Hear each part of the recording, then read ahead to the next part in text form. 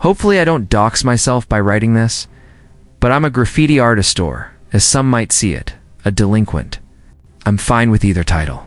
The point is, I like to spray paint, and I'm decent with a can in my hand. The tagging community is atrocious. People are unfriendly, and there's no respect between artists.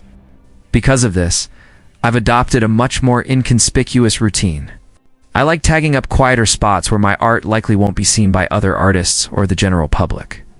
Old train lines are usually a good bet, since the train cars are endless, and new trains get decommissioned and left to rot on them all the time. My friend Lucas likes to come with me when I tag up, even though he's not big into the whole thing himself. I welcome the company. Some people don't understand the importance of a good friend, and I think that's sad. Most of my other friends don't seem to respect my time or interests as much as he seems to. Lucas and I found ourselves smoking on some nameless set of old tracks I found earlier that day on Google Maps. I'm not a big stoner myself, but he smokes a lot of weed, so I often indulge to match his vibe. It wasn't that late, maybe a little past 10 p.m. We finished a joint and talked as we walked alongside the old rusty freight train. Oddly enough, there wasn't a single tag on the entire train. It must have been recently moved here, I thought. Excited that I'd get first dibs on such a good surface. I tossed Lucas a can for him to mess around with, and I started doing my own thing. About 5 minutes later, I finished my first tag.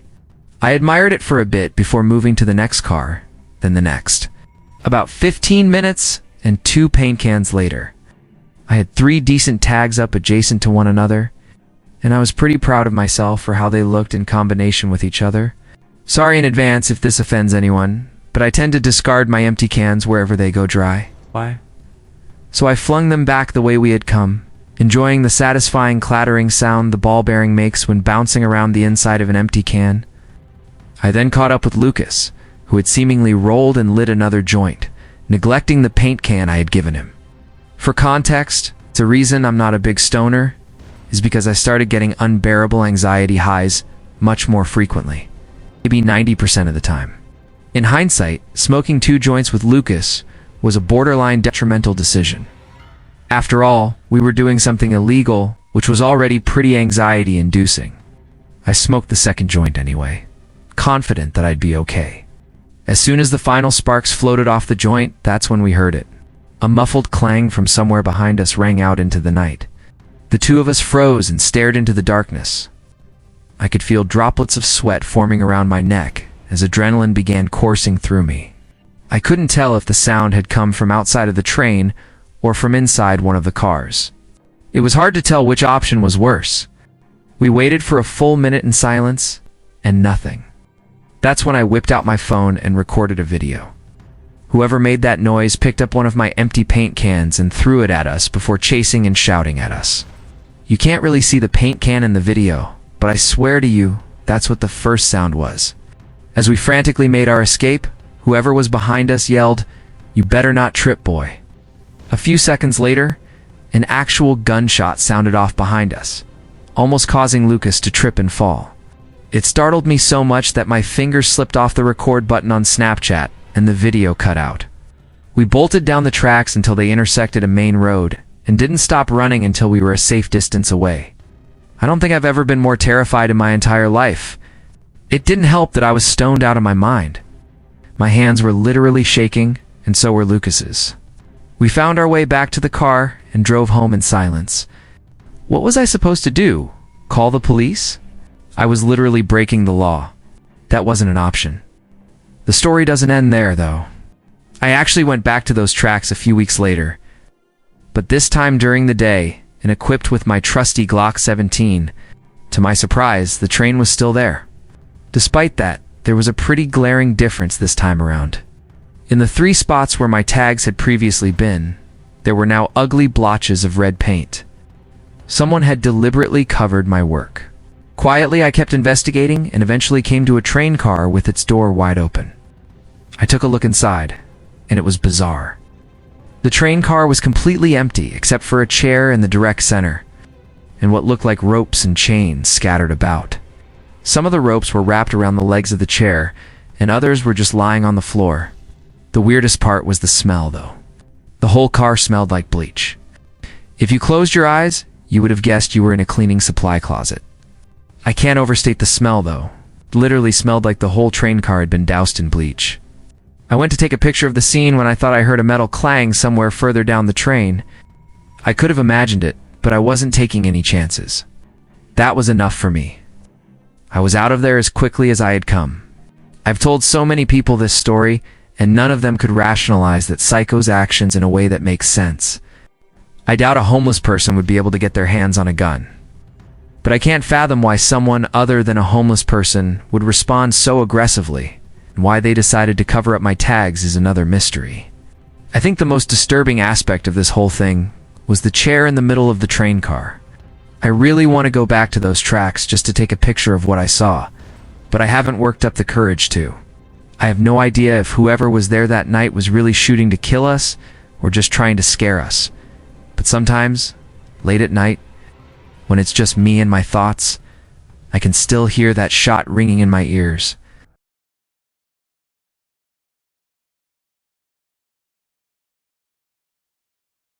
As I'm writing this, it's early July.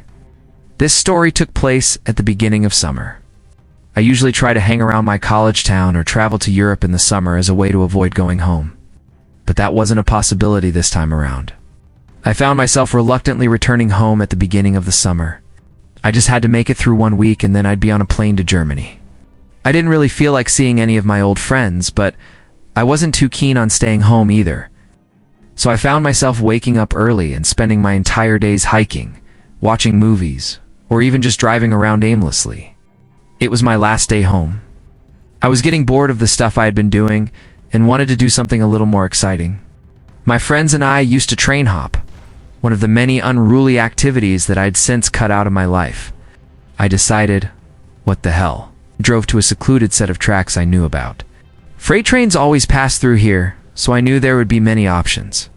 The tracks were surrounded by trees and various flora, part of the reason I had chosen them. The last thing I needed was to be caught for doing an illegal activity. After having been clean for so many years, I parked my car and made my way over to the tracks. Let me describe the layout so it's easy to understand. This specific set of tracks ran through the trees for a while before entering a tunnel. There was a very small clearing on the other side of the tunnel, and then a massive bridge over the water. My friends and I used to ride the train all the way across the bridge, but since it was just me, I would have no way of getting back to my car unless I felt like walking 10 miles. So, I decided that I'd hop on the train and take it through the tunnel, hop off, and get a peaceful walk back to my car. I walked along the tracks and waited for a train to pass. It was probably 2 o'clock or 3 o'clock in the afternoon. Finally, after about 10 minutes of walking, I started to feel the familiar vibration in the rails. I quickly ran to the side and tried my best to stay out of sight. Usually, as far as I know, freight train conductors didn't care enough to report people walking along the tracks, but I didn't want to take any chances. The train passed, and I waited for a good amount of cars to go by before emerging from my hiding spot. I picked a car that looked easily attainable, and began jogging alongside the train like I had done 100 times before. Once I was confident enough, I grabbed hold of the ladder and swung myself up. It was pretty easy. The train wasn't traveling very quickly. As my part of the train was about to enter the tunnel, I saw a strange flash of light from up ahead. I assumed it was a spark from the train or something, but truth be told, I had never seen anything like it before. I hoped there wasn't an errant wire or something dangerous in the tunnel, but it was too late to hop off. The train started picking up speed since the tunnel was perfectly straight, and I closed my eyes as the adrenaline rush started coming on. Just then, I felt a hand reach out from the darkness and literally grab my leg. I lost my footing and nearly slipped, but my hands were firmly gripping the train. I screamed and kicked, but the train sped by before I could make contact with anything. Before I could even comprehend what just happened, I felt another hand slap against my leg. I screamed again before scrambling up the ladder, hopefully out of reach. My heart was racing. What the hell just happened? The train exited the tunnel, and I hopped off without thinking. I waited for the train to completely pass and watched it chug over the bridge. I remember pacing back and forth in the little clearing, thinking about what just happened. Like, were there really people in the tunnel? And what could they possibly be doing there? Why the hell would they try to drag me down? All these thoughts and more were racing through my mind when a stark realization struck me in the face. The only way back to my car was through the tunnel. There was absolutely no chance in hell I was walking back through that tunnel with those people in there, especially since they'd be able to see my silhouette, and I'd be walking through darkness. I sat on the ground for what felt like forever. There was no other option. I couldn't walk across the bridge without risking my life. A train could come along at any second, and the bridge was too long. I considered calling someone to come rescue me, but I wasn't even sure if they'd be able to do anything. Police weren't an option. I was breaking the law just being here. I had no choice. I picked up a rock and started making my way through the tunnel. There were 2 people in there, which I knew for a fact, but there could have been more. I had no idea. I got about halfway to the point where I felt the second set of hands when I heard something. A faint click was coming from somewhere in the tunnel. It sounded like a human clicking their tongue, but it could have been made by a machine. It was honestly hard to tell. I froze and thought to myself, continuing to walk this tunnel was a death sentence. I felt a rush of confidence and pulled out my phone. "You better stay back or I'll shoot." I threatened, my words echoing off the tunnel walls. There was a moment of silence. The clicking stopped as quickly as it had begun. I was obviously bluffing about having a gun, but I figured it was better to bluff than just walk in silence. I then pulled up a video on YouTube of gunshot sound effects, turned up my phone's volume, and played it. It was honestly louder than I was expecting, and with the echo of the tunnel, I prayed to God that whoever was in there bought it.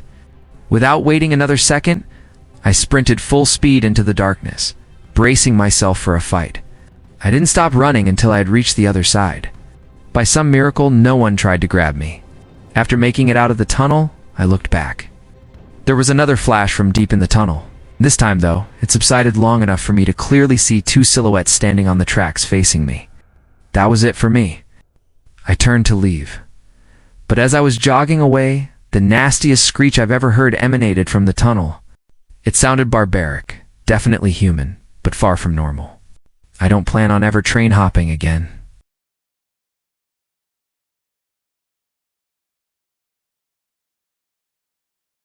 The New York City subway system is a scary place. I've been an MTA worker for 7 years, and nothing really surprises me anymore. When friends and family ask if I have any stories, though, there is one that stands out among the rest. One that I can't explain. This happened to me about 2 years into the job, but I remember it like it was yesterday. I was pretty acclimated to everything at that point, and things had become routine.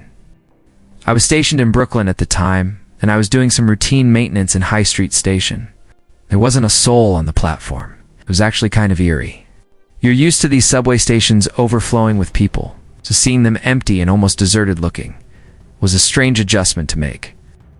I hadn't seen a person on the platform in hours, and it was dead silent except for the buzz of the lights and the occasional passing train. Out of nowhere, I heard a clang from somewhere down the track. It startled me so badly that I dropped my mop in shock. The sound wasn't something I was used to hearing. The best way I could describe it to you is the sound that a rock would make if it had been dropped on a metal rail. I stopped what I was doing and looked into the tunnel, listening for other noises. After a while, I concluded that whatever I heard had either been caused by an animal or a falling piece of cement. After all, these stations were pretty old. I went back to work, not thinking too much about the sound. About 10 minutes later, the same sound shook me from my concentration. Only this time it was probably about twice as loud. This time, I actually became a little concerned. Dare I say scared? Was it really possible that 2 chunks of the ceiling had fallen in the span of 10 minutes? I put down my supplies and walked over to the tunnel entrance, trying to be quiet. I peered into the darkness and couldn't really see anything. I debated whether or not it was a good idea to call out into the tunnel and ultimately decided against it. I still figured it was nothing, but after the initial fear had worn off, I was more confused than anything. I kept trying to think of things that could make a sound like that. Not once, but twice. It was especially bizarre since the second sound was louder. I tried to keep my mind off the sounds and went back to work, finding a good rhythm again. I was almost done with my work on this platform and was pleased that I'd get to leave this weird station soon. As I was wrapping things up, I heard something that gave me the chills. A child's voice called out for help from inside the tunnel, and he sounded like he was in distress. I instantly stopped what I was doing and made my way over to the edge of the platform. I hesitated for a few seconds before deciding that a child in anguish wasn't something my moral conscience would allow me to ignore. I walked down the steps leading onto the tracks and waited for my eyes to adjust to the darkness. I shouted into the tunnel, asking that kid if he was okay. No response. That's weird, I thought, starting to feel nervous about this encounter. Just then, the kid's voice rang out again, repeating his call for help. I yelled back, asking him if he could hear me. He responded yes, and I asked where specifically he was. There was a brief moment of silence before he just said, "In front of you. Just keep walking." I really didn't want to, but I couldn't just leave some helpless kid all alone on those tracks. It was dangerous. I began walking forward when something dawned on me. I yelled into the darkness one more time, this time asking the kid what was wrong. An uncomfortable pause again before the kid responded, "Just keep walking." I didn't like that. This whole thing was off. My eyes finally adjusted to the darkness, and I was able to slightly make out what was in front of me. There actually was what looked like the shadow of a kid just up the tracks. But there was something else that almost made me scream in fear. Another shadow, this one much taller, obviously an adult. My blood ran cold, and I stopped in place. This wasn't happening to me. As slowly as I could, I turned around and made my way back to the platform. Luckily, I wasn't chased. On the way back, the kid shouted, "Wait, where are you going?" Once I reached the platform, but I wasn't sticking around another second. I made my way up the stairs and called the police as soon as I got cell service. I told them everything, and police were swarming the platform in a matter of minutes. I waited to see what they turned up. After about 20 minutes of searching, they did find something chilling. There was a single kid's shoe just lying in the tunnel, which the police hypothesized could have signified a struggle. After hours more of searching and scouring every available database for missing children, we were told we'd receive a call if anything ever came up. It was concluded that whoever had been down there, though, had hidden somewhere in the tunnels. I have no idea what to think of this experience. This is the best theory I can come up with. Some psycho kidnapped a child and forced him to yell for help in an attempt to lure some unsuspecting Good Samaritan into a trap. Or, hell, maybe it's their own kid who they're raising to also be a psycho. I can't think of any other reasonable explanation besides this one. But if I'm right, I can only imagine what that kid must be going through.